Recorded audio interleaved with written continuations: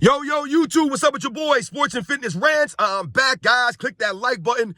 Subscribe to my channel. What's up, y'all? Welcome back, guys. Welcome back. Got another great video for you guys today. As usual, you know what it's about on this channel, guys. It's all about the facts, stopping the lies, the narrative, stopping these guys from tearing down the past errors with narratives and lies.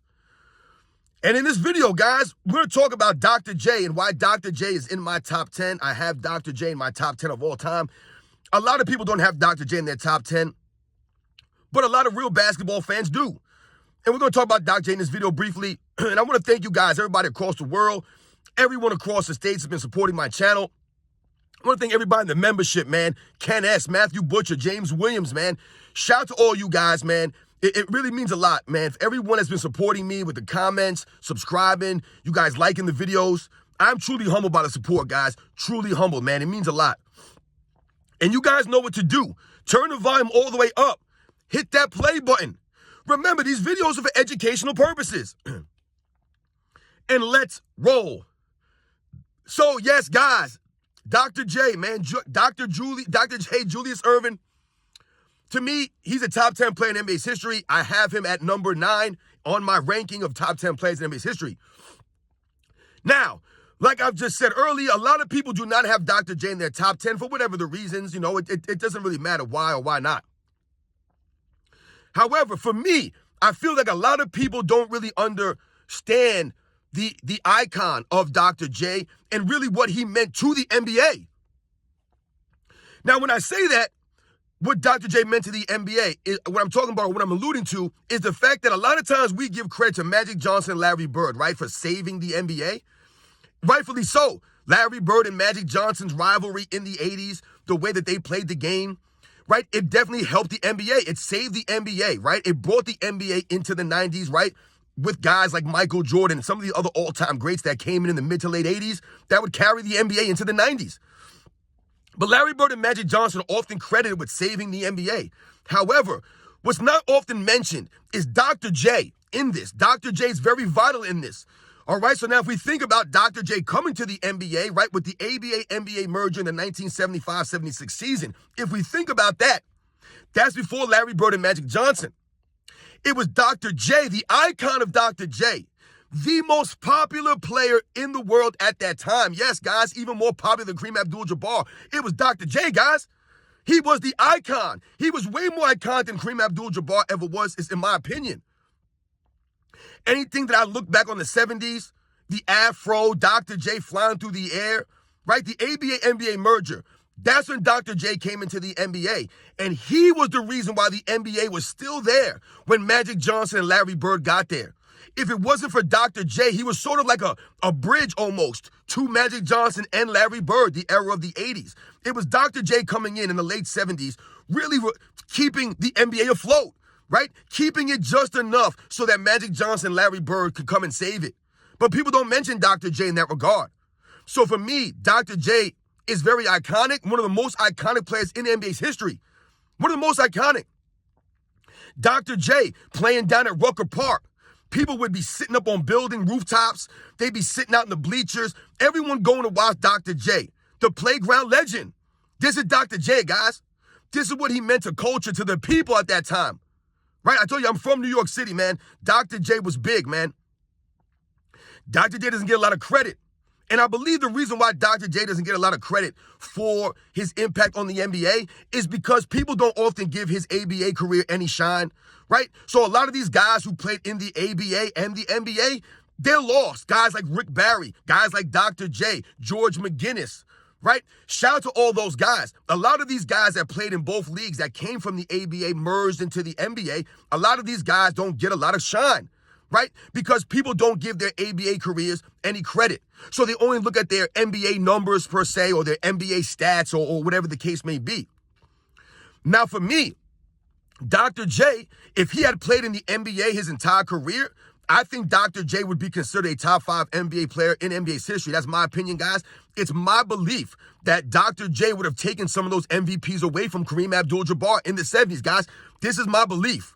If Dr. J would have played in the NBA in the 70s, not the ABA, just played in the NBA his entire career, I believe Dr. J wins some of those MVP awards from Kareem Abdul-Jabbar. Remember, the players voted on MVPs back in them days. So I believe that Dr. J would have absolutely gotten a lot of player votes. Once again, he was very popular. His game was beautiful to watch. He was iconic. The people loved him. He meant a lot to the league. He's Dr. J. Not to mention, like I said, his on-court game was sensational. The high flyer. Dr. J was a very excellent rebounder at that small forward position. 6'7", the dude could get up. We think about Dr. J's large hands. He had hands like Michael Jordan. That's where Michael Jordan got a lot of his moves from. Dr. J and Michael Jordan were able to manipulate the ball that many people weren't able to do. That's why Dr. J had the iconic under the rim layup, right? That under from behind the rim. He's able to manipulate the basketball like a Michael Jordan.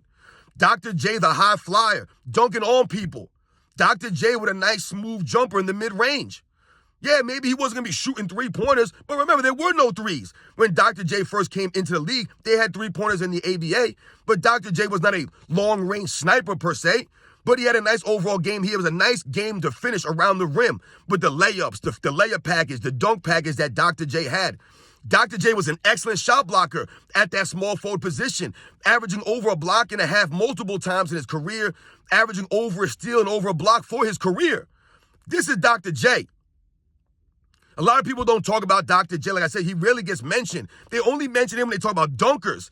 Dr. J was much more than a dunker, one of the best and greatest scorers in the ABA, right? And just one of the great scorers in NBA's history in general. This is Dr. J. Once again, for me, Dr. J is a top 10 player in NBA's history. I have Dr. J ranked pretty high. A lot of people do not have Dr. J ranked that high. For me, it's Larry Bird at the small forward position, and then it's Dr. J, guys. That's right, I have Dr. J ahead of LeBron James. I know it's blasphemous for a lot of people to hear that. But for me, Dr. J was more iconic than LeBron James. To me, Dr. J was a greater rebounder than LeBron James, a better shot blocker. Defense, to me, they're probably maybe about even. Dr. J probably had more effort on the defensive end. Dr. J had more grit, more heart, right, to me than LeBron James. So I'm going to go with Dr. J. I think Dr. J was more athletic than LeBron James. Yeah, that might sound blasphemous too, man, but I'm going with Dr. J. Let's not forget, the guys back in them days, guys like Dr. J, they didn't have all the advancements. They didn't have all the advantages of modern medicine and the sneakers and the gear and all this stuff. He didn't have these advantages. Dr. J was doing this in Chuck Taylors, man. Busting dudes down, flying through the air, all this stuff in Converses. Dr. J's an icon, man. Dr. J flying through the air. One of the most classy individuals ever. I mean, Dr. J would come through with the suits on. The man was just class personified.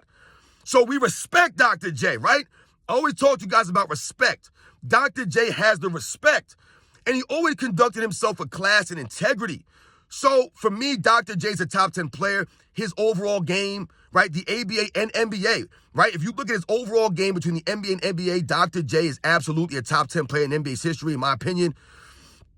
Once again, I think Dr. J gets shortchanged because of his ABA career, but people don't mention that Dr. J kept the NBA afloat, right? He was the box office star in those mid to late 70s after the merger. He kept the NBA afloat so that Magic and Bird could come in and save it and take it into the mid to late 80s and into the 90s with Michael Jordan and some of these other guys. So, you know what's funny, guys, that sometimes I hear people in my comments say things like, you know, I'm disrespecting the all-time great because I try to hold LeBron James to a standard. But at the same time, I'll tell them, I recognize the greatness of guys like Dr. J and Jerry West, Will Chamberlain, Bill Russell, when all I hear now is these guys being torn down. Jerry West gets laughed at. No one even mentions Dr. J. Will Chamberlain gets mocked left and right? It's crazy. Bill Russell, they'll say, is not even a top 10 player in NBA's history. These are things that we'll hear now. That's disrespect. So, yeah, guys, I don't know if you guys agree with me, man, but for me, Dr. J is a top 10 player in NBA's history, man. I think that, like I said, Dr. J, if he did not play in the ABA, if he played in the NBA's entire career, I believe that Dr. J would have won a couple more of those MVPs, like I said, from Kareem. Maybe Kareem doesn't have, what did he win, 5 MVPs in the 70s? I'm saying that maybe Kareem only wins 3, and Dr. J maybe gets 2 of those. You guys know the deal, man. Dr. J was the icon, man. The doctor. I'll catch you guys on the next one.